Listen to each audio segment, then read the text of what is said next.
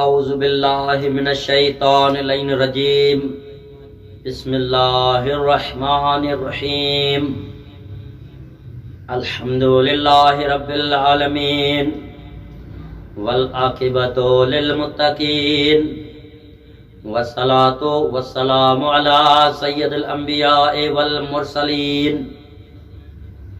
سیدنا و نبینا و شفیع ذنوبنا و طبیب قلوبنا بالقاسم محمد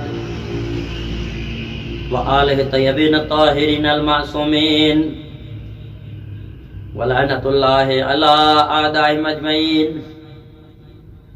اما بعد فقد قال اللہ تبارک و تعالی فی حدیث قدسی بسم اللہ الرحمن الرحیم ولایت علی حصنی فمن دخل حصنی امن من عذابی. ناظرین گرامی قدر، سامعین محترم، عزاداران مظلوم کربلا،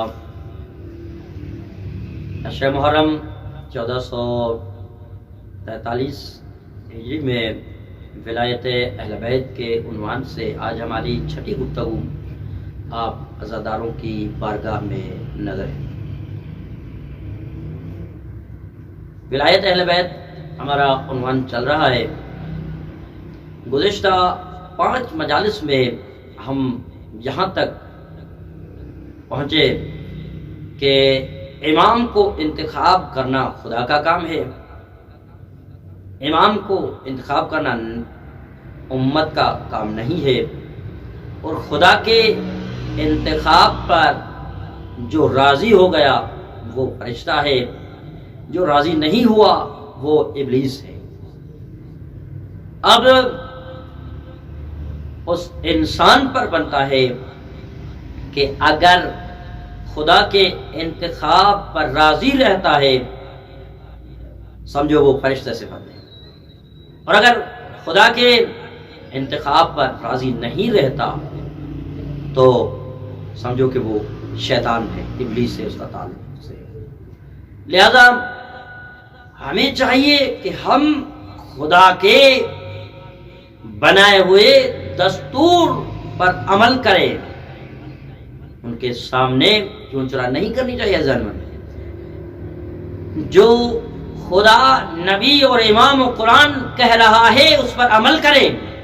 اگر ہم نے عمل کر دیا تو ہم فرشتوں سے افضل ہو جائیں گے، فرشتے صفت ہو جائیں گے، اور اگر ہم نے اعتراض کیا تو شیطان. یہ عزاداری امام حسین بھی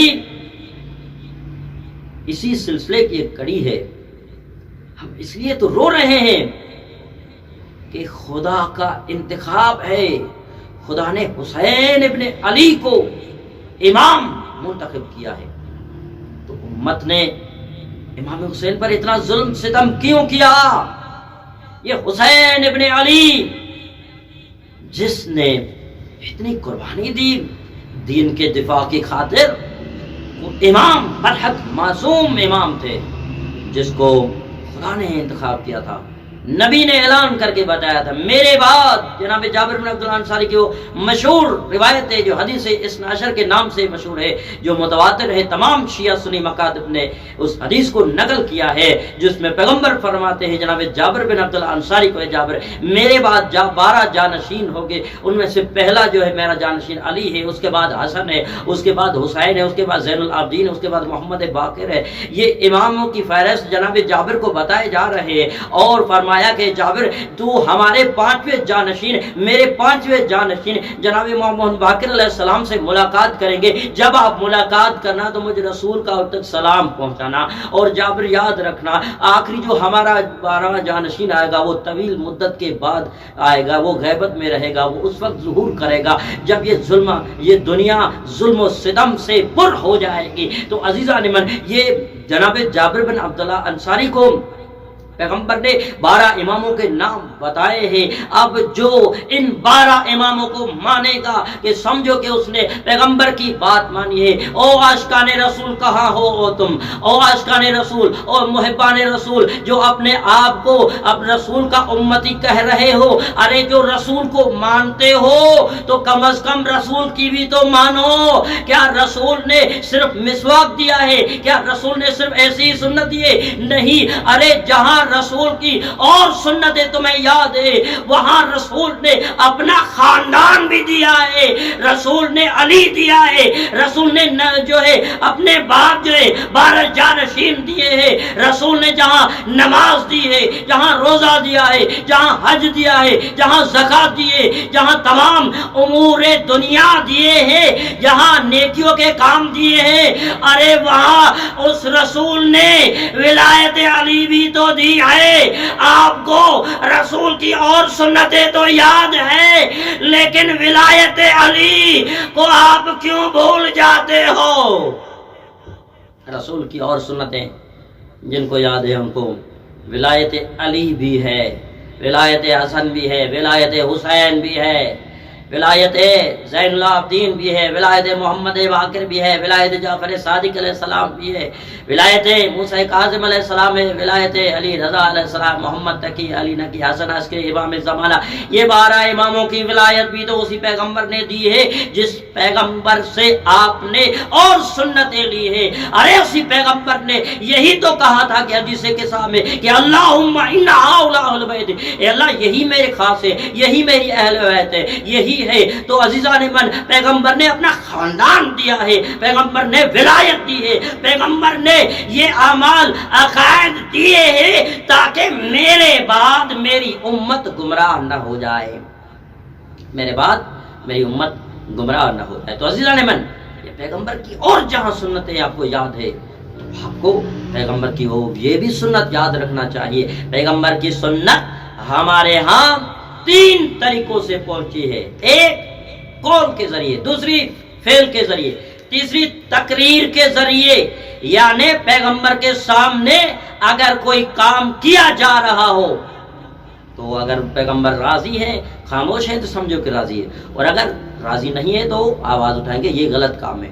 اچھا، تو پیغمبر کی یہ تینوں سنتیں دیکھیں کہ سب سے پہلے پیغمبر نے قول کے ذریعے کون سی سنتیں دی ہے، فعل کے ذریعے کون سی سنتیں دی ہے، تقریر کے ذریعے کون سی سنتیں دی ہے.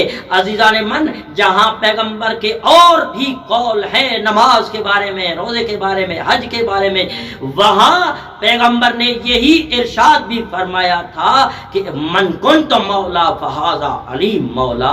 ارے جس کا میں علی مولا ہوں اس کا یہ علی مولا ہے، اس کا یہ علی مولا ہے. تو اب جو نبی کو مولا مانے گا وہ علی کو بھی ضرور مولا مانے گا، جو نبی کو مولا نہیں مانے گا وہ علی کو مولا نہیں مانے گا. تو عزیزان من، یہ پیغمبر نے صرف قول کے ذریعے غدیر میں یہ تینوں سنتیں جو ہے ہمارے سامنے پیغمبر نے عیاں کر کے دکھائی.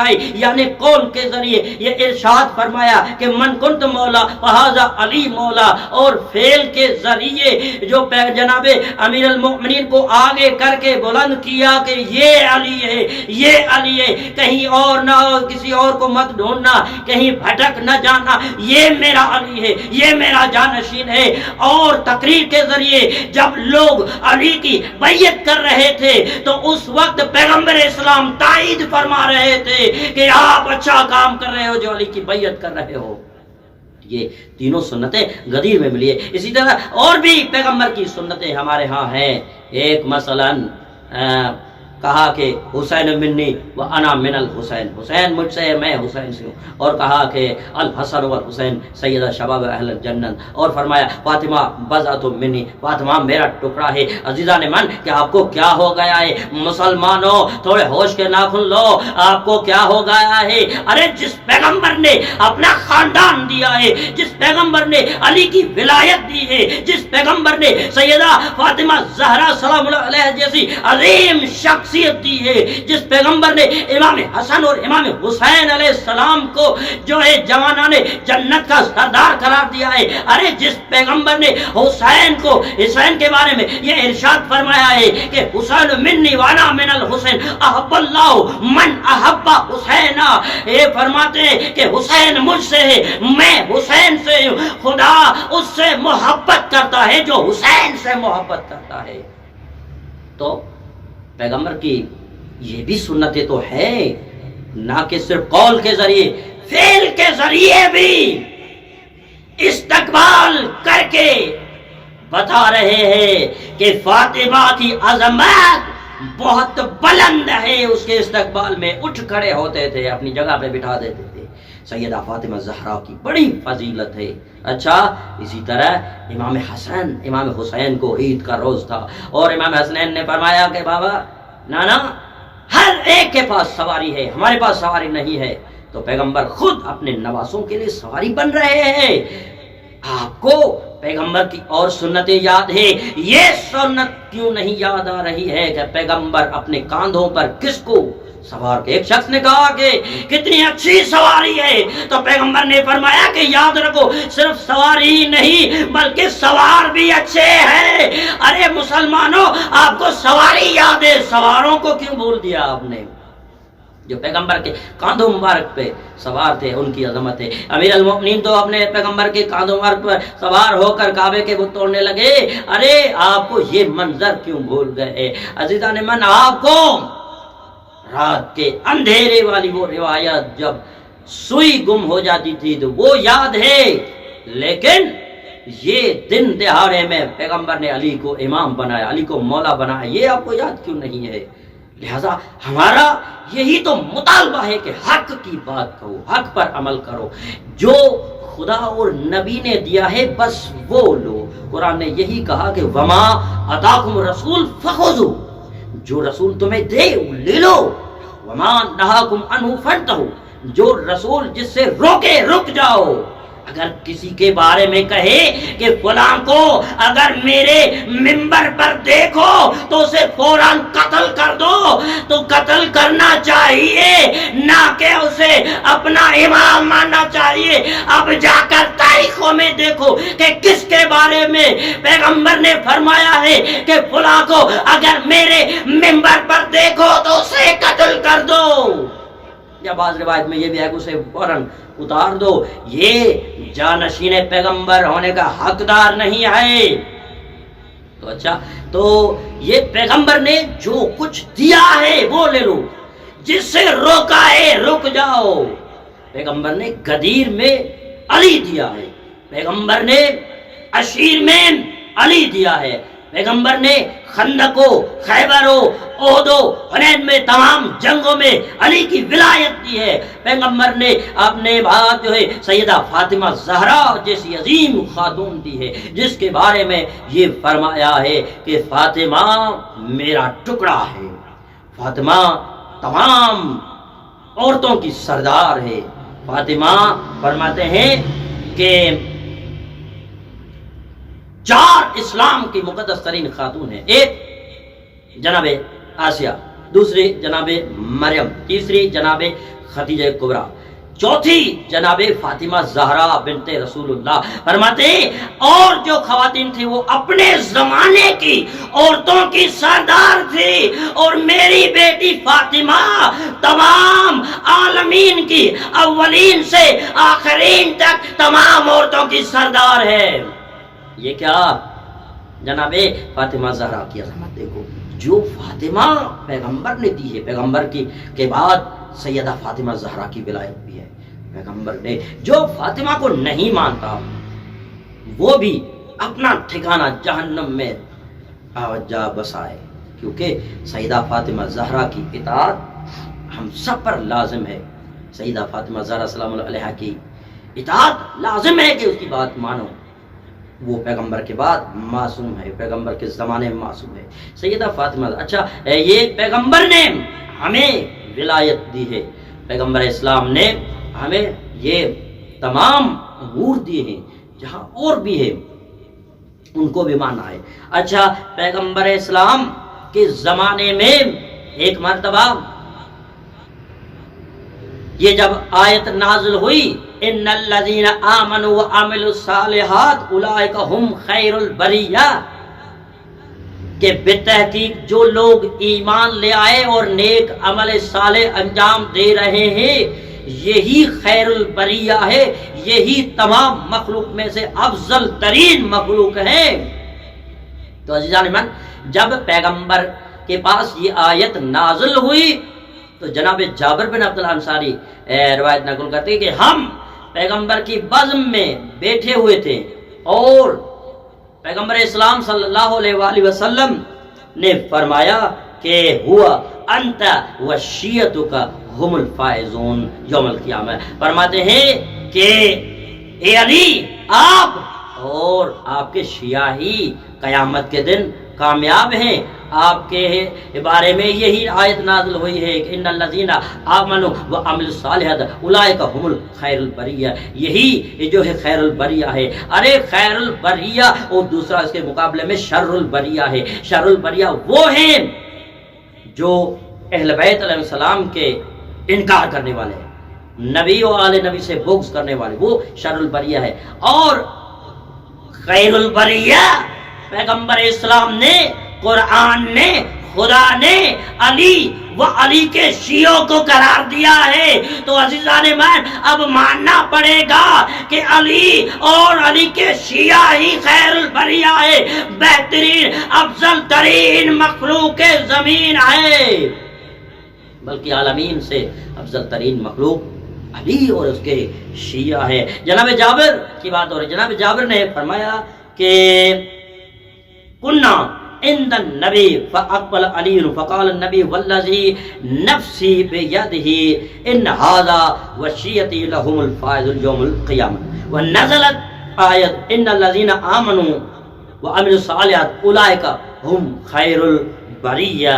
جناب جابر بن عبداللہ انصاری فرماتے ہیں کہ ہم بزم پیغمبر میں بیٹھے ہوئے تھے، فاقبل علی، بس علی علیہ السلام آئے، اور آنے کے بعد پیغمبر اسلام نے یہ ارشاد فرمایا ہے کہ وہ آ گیا جو خیر البریہ ہے۔ تو اس کے بعد یہ آیت نازل ہوئی، نزلت ان الذین آمنوا وعملوا الصالحات اولئک هم خیر البریہ۔ تو عزیزان من، اس کے بعد جو ہے وہ صحابہ کہتے ہیں کہ جب بھی علی بزم پیغمبر میں، بزم اصحاب میں تشریف فرما ہوتے تھے تو اصحاب کہتے تھے کہ جاءہم خیر البریہ، وہ آ گیا جو افضل ترین مخلوق ہے۔ تو وہ آ گیا جو بہترین افضل ترین مخلوق ہے۔ جانے من، یہ پیغمبر نے علی و علی کے چاہنے والوں کو ہی خیر البریہ قرار دیا ہے۔ امام وہ ہے جو انسان کو فرش عرش تک لے جائے، امام وہ ہے جس کی بڑی فضیلت ہے قرآن اور حدیث میں۔ آئیے امام کی اب لغت کے اعتبار سے معنی کو جانتے ہیں اور لغت کو ظاہری طور پر تطبیق کرتے ہیں کہ امام کی حقیقت کیا ہے۔ جو ہے راغب اصفہانی اپنی لغت میں، جس کی بڑی معتبر لغت ہے، اور بھی لسان العرب جو بڑی لغت کی کتاب ہے، بہت ساری لغت کی کتاب ہے، امام کی معنی جو ہے ایک امام یعنی پیشوا جس کی اقتدا کی جا رہی ہے، وہ اسے امام کہتے ہیں۔ اور دوسری معنی معلم، استاد، وہ بھی امام کی معنی ہے۔ تیسری شاقول، شاقول کہتے ہیں جو ہمارے ہاں معمار ہوتے ہیں، جو کاریگر ہوتے ہیں، جو بلڈنگ عمارت بناتے ہیں، ان کے پاس ایک آلہ ہوتا ہے، اوزار ہوتا ہے، جس سے دیوار کو سیدھا کرنے کے لیے استعمال کرتے ہیں۔ اس میں ایک ڈوری ہوتی ہے جس کو لاٹو بھی مثلا کہتے ہیں اپنے محلی زبان میں، اس میں ڈوری بندھی ہوتی ہے، وہ جب دیوار کھڑی کرنے لگتے ہیں تو وہ سیدھی کرتے ہیں کہ بھئی دیوار سیدھی تو ہے، کہ کہیں دیوار میں ٹیڑھا پن تو نہیں ہے۔ اور اس کے بعد جو ہے دوسری معنی جو ہے جس کی پیروی، اطاعت، کی جائے، یہ ہے، اور راستہ بتانے والا، رہنما، یہ معنی ہے، لذا امام کو پہچانو۔ اچھا، ان معنوں کی امام کے بارے میں اگر تطبیق کی جائے کہ جس کی پیروی کی جائے، عقل کا تقاضا یہ ہے کہ جس کی آپ پیروی کر رہے ہو وہ علم میں بھی افضل ہو، جو وہ تقوی میں بھی افضل ہو، وہ تجربے میں بھی افضل ہو، جو وہ شجاعت میں بھی افضل ہو، وہ سخاوت میں بھی افضل ہو۔ جس کسی کے پاس یہ تمام صفات عالیہ ہو تو اس کی پیروی کرو۔ ارے جو خود جاہل ہے، جو خود ظالم ہے، جو خود کسی کو اس کو معلوم ہی نہیں، جو کسی کو اگر تجربہ نہیں ہے تو اس کی پیروی کرنا فضول ہے، وہ خود بھی تباہ و برباد ہے، تو جو اس کی پیروی کریں گے وہ بھی اس کو بھی برباد کر دیں گے۔ یہ کیا ہے؟ جس کی پیروی کی جائے وہ عقل کا تقاضا یہ ہے کہ وہ افضل ہو۔ اس میں شیعہ، سنی، دیوبندی، وہابی اور کسی مکتب کی بات ہی نہیں ہے، قرآن حدیث کی کوئی بات نہیں ہے، عقل کی بات ہے۔ عقل تو ہر کسی کے پاس ہے نا، کم از کم عقل کا تقاضا یہ ہے کہ جو افضل ہو اس کی اطاعت کی جائے، اس کی پیروی کی جائے۔ ہم بھی جب کسی اجنبی شہر میں جاتے ہیں اور کسی شخص کو تلاش کرتے ہیں، یا کسی گھر کو، کسی مکان کو، کسی جگہ کو، تو وہاں کے مقیم لوگوں سے پوچھتے ہیں کہ بھئی فلاں شخص کہاں رہتا ہے، بھئی فلاں جگہ کہاں ہے، مجھے وہاں جانا ہے۔ کیوں؟ کیونکہ آپ کو پتا ہے جو یہ اس جگہ پہ رہنے والے ہیں، یہی کیا ہے، ان کو پتا ہے، جاننے والے ہیں، یعنی جو نہ جاننے والے ہوں ان پر لازم ہے تو وہ جاننے والے سے پوچھے۔ تو ارے جو امام ہو وہ کم از کم اتنی جانکاری تو رکھتا ہو کہ یہ دنیا سے کیسے گزرنا ہے، آخرت تک کیسے پہنچنا ہے، جنت میں کیسے پہنچنا ہے۔ یہ کیا ہے؟ عقل کا تقاضا یہی ہے۔ اچھا، اسی طرح معلم شاگرد، اگر امام کی معنی معلم ہی ہے تو اس کا شاگرد پر لازم ہے کہ وہ اس کی اطاعت کرے، اس کی بات مانے۔ جو اپنے استاد کی بات نہیں مانتا معاشرے میں اسے نافرمان شاگرد کہتے ہیں۔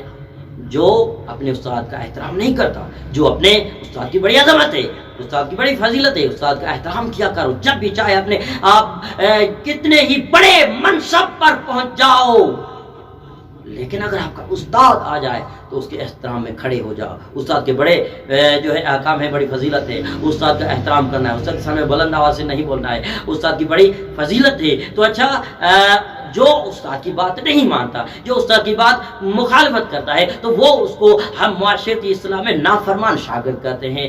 اگر امام کو خدا اور رسول نے امیر المؤمنین کو امام بنایا ہے، اگر امیر المؤمنین کو امام بنایا ہے، امام حسن کو امام بنایا ہے، حسین مظلوم کربلا کو اگر خدا اور رسول نے امام بنایا ہے، اور امام کی معنی ہم اگر معلم لیتے ہیں، استاد لیتے ہیں، تو جو امام کی بات مانے گا تو وہ فرمان بردار شاگرد کہلاتا ہے۔